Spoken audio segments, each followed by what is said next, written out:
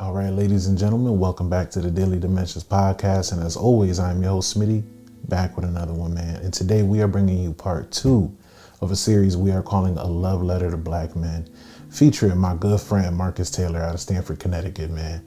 As always, don't forget to like, comment, subscribe. Let us know how you're enjoying the series so far. And until next time, peace. Hi, my name is Marcus Taylor. I'm 29 years old. I was born and raised in Stamford, Connecticut, and I come from a single-parent household. My family structure, so pretty much growing up, like I said, coming from a single-parent household, it was just me, my mom, my grandmother, and my brother, and my mom has 2 baby fathers, so both of our fathers weren't in our lives at all.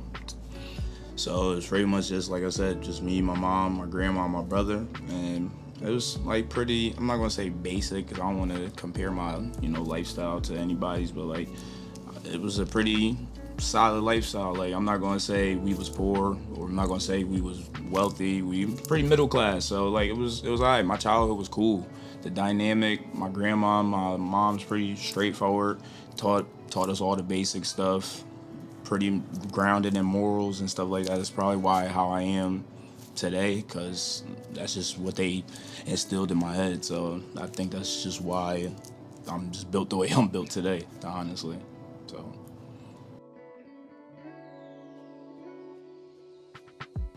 To be honest, like I used to think about it a lot, and I used to question it a lot. Like I just recently, let go of all of those questions and feelings and emotions, and I sit here and think like, man, if I had him around, what type of person would I be? Where would I be?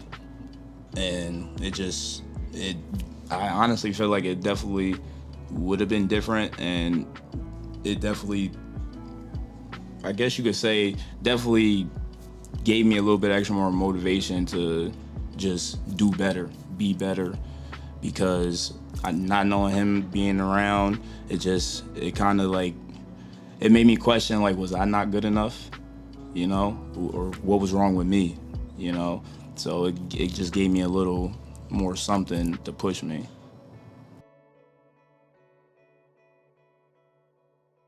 Mental health, to be honest, it means a lot to me now. It's honestly one of the more important things in my life now, because I just recently started being more aware of mental health and learning the effects of what it does to all of us and how it really controls you. And it's really like a crazy thing, man. Like I wasn't too aware about it until recently, seeing somebody close to me dealing with certain things and acting differently and just not, being their self. So I think that's when I learned that there was more to mental health than just people saying they have something wrong with them or they're depressed or whatever the case may be. It's deeper than that. It gets real deeper, and it's layers and layers. And I really feel like people don't take the time to put in the work to really work on their mental health. And I feel like we all should, because it's literally what keeps us going. So I really feel like that's the thing that everybody should be looking to do. Like top of the list, work on your mental health. Work on your mental health, everybody, for real, because it's not a game. It's not nothing to be played with. People are losing their lives over this, and society now is just like, they have this stigma on it or this connotation on it that you crazy or there's something wrong with you, and that's not the case. So work on your mental health for you.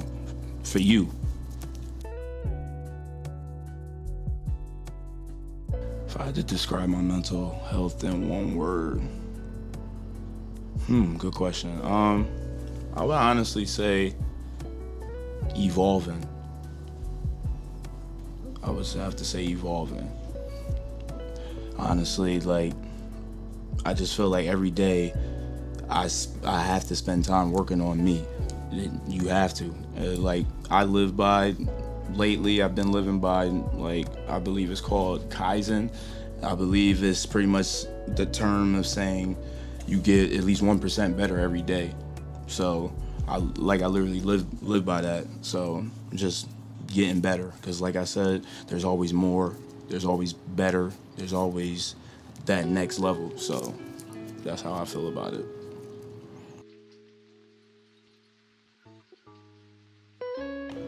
I want to say I want to say honestly 2018.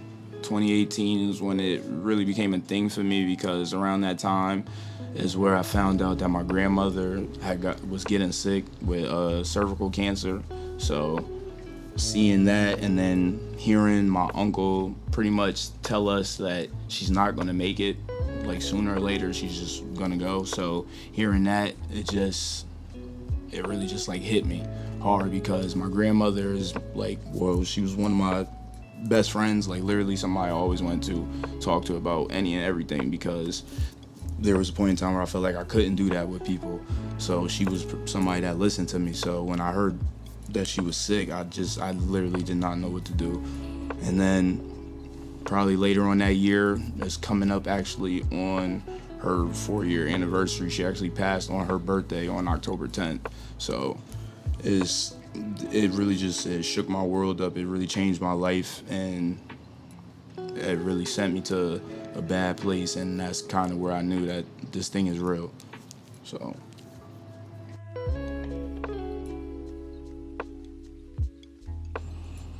I wouldn't say I was raised to handle my mental health well, because just how society is, at least around here, we don't get taught that.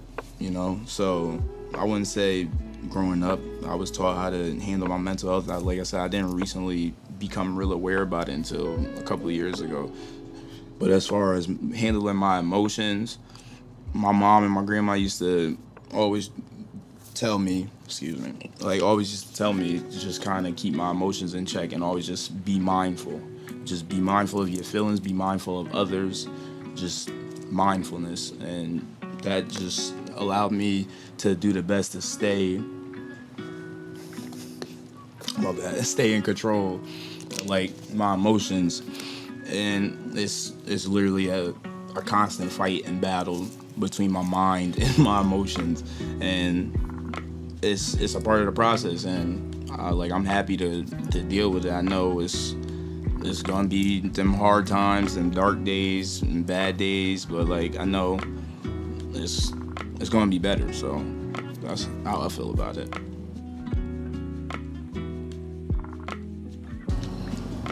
So my coping strategies that I've picked up the last few months has kind of just been meditating, just breathing, exercising, just kind of things that take away my mind from whatever it is that I was thinking of before, and kind of just help me find my zen space, I like to call it, and just peace and tranquility, try to just clear my mind for a little bit. It's real hard for me being an overthinker.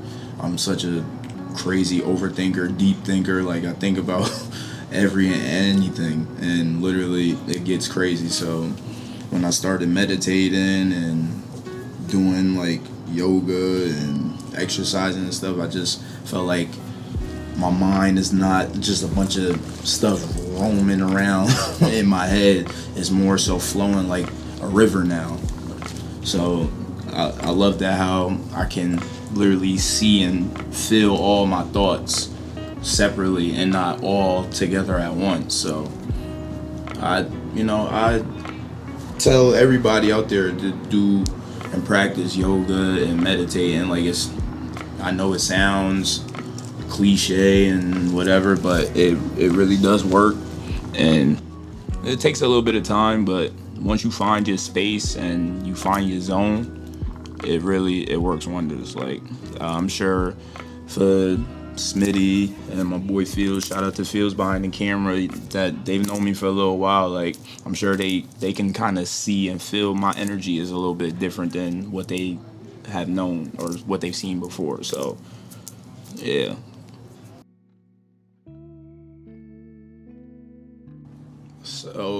I want to say yes and no, because I want to say there's people out there that really do care about us and what we go through, but then I also do feel like there's a that group or the people that don't give a fuck, or they act as if they do but really don't. When it come down to it, somebody really need help, they not going to do anything about it. So I honestly feel like it's like 50-50, like a yes and no. They're really genuinely real people out there that really want to get the message out there and get people to work on themselves.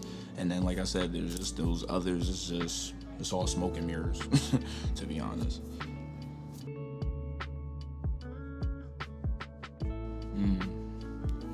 What can we do to show? Man, I mean, like I was telling you before we started, like we need more places and more spaces like this where we could come sit down as men and just chop it up, speak on what's bothering you, what's on your mind, telling us how you feel, if just the whole nine, and it not being a problem, letting people know it's okay. It's okay to feel how you feeling. It's okay to feel this way. It's okay to like this and not want that. Like, it's really just all about you. And honestly, like, I just feel like Biggie said it best himself, like, we can't change the world unless we change ourselves. And so it starts there. It really does.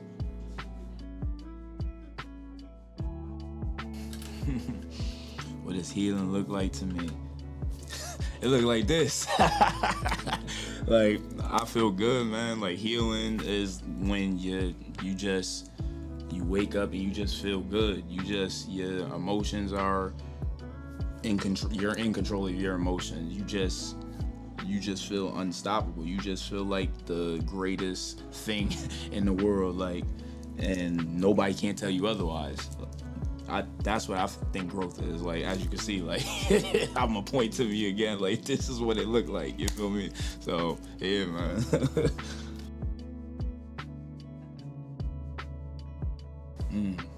It's crazy that you said that, because I've actually, for those who don't know me out there, I'm an artist. At least I like to call myself an artist. And I work on mental health pieces and stuff. So I actually have a piece that I was working on, kind of speaking to my inner child, and it's called, I forgot the name, I'm sorry, it's called Soothing Your Inner Child. So it's literally a nice piece. I'm sure we could get it on the podcast and show you how it looks. It's an amazing piece, and I really just, at the time, I was just going through a lot and really just in a dark place, and I literally poured my pain out on that piece and had those conversations with him, just letting them know that, pretty much like I was telling you earlier, it's okay to feel how you're feeling. It's okay to be different. It's okay to like what you like. It's okay that you don't fit in with your so-called friend circle. All of that is cool. Just continue to be you. Enjoy your life. Just enjoy your life. Be a kid. Enjoy your life, and don't worry about anything else. Fuck everything else. Excuse my language. We curse up here? Like, okay. Fuck everything else, man. Like, do what you gotta do for you. Don't worry about nobody else. What makes me happy? What makes me happy?